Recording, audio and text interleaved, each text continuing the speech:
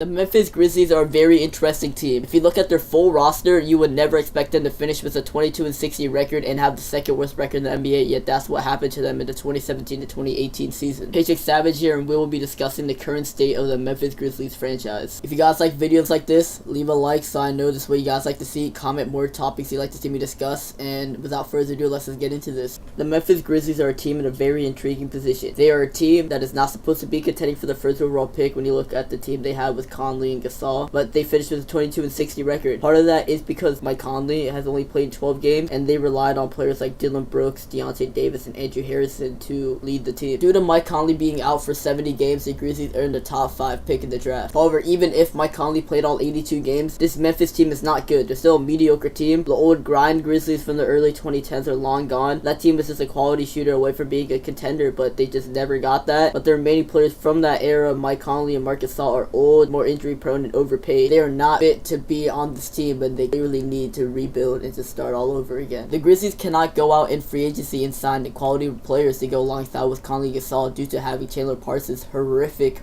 contract on the books. That's really hurting them and taking out all the salary cap. The biggest problem the Memphis Grizzlies are having is Chandler Parsons' gigantic contract. That's taking out all the extra salary cap and is making things really difficult for them to be able to improve their team.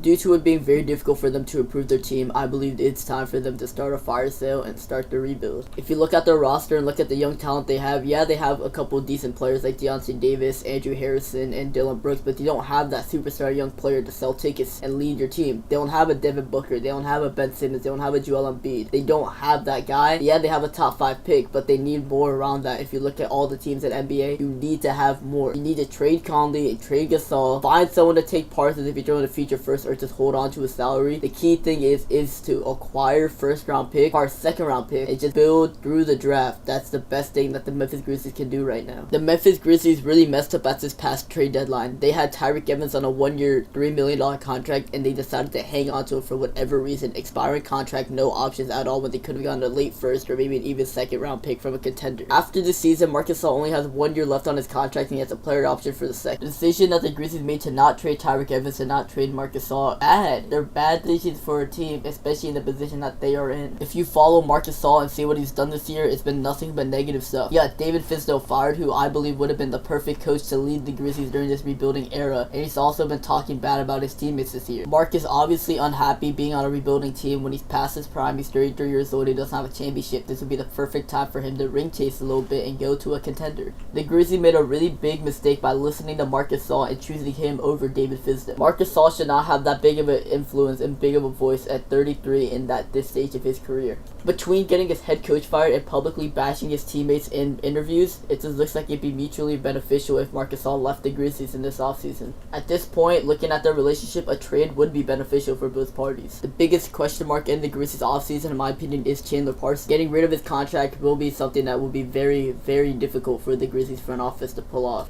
If they decide to rebuild, it's not a bad idea to keep him and his 2-year, $49 million contract. I understand why you'd want to free up $25 million of cap space on your team, but you have to just factor in a lot of other stuff. It's going to be extremely difficult to get rid of him and find a team willing to take it on without giving up future picks. That's borderline impossible. It is extremely unlikely that Memphis decides to trade Chandler Parsons, and I would not be surprised if he just stays on the team for the 4 years. Again, for a rebuilding team like Memphis should be, it's not a bad idea to eat up a bad contract. The Memphis Grizzlies have made a lot of mistakes. They decided to fire David Fizdale, who I believe was a good coach for a rebuilding team. They decided to not trade Marc Gasol and Tyreke Evans, again, for whatever reason that is. By trading all of their veterans for picks and young talent, the Memphis Grizzlies will have a fresh start and will be able to build from the ground up. Whether they believe it or not, this is something that they really need to do with their roster. The Grizzlies will get desperately needed roster and cap flexibility from a fire sale.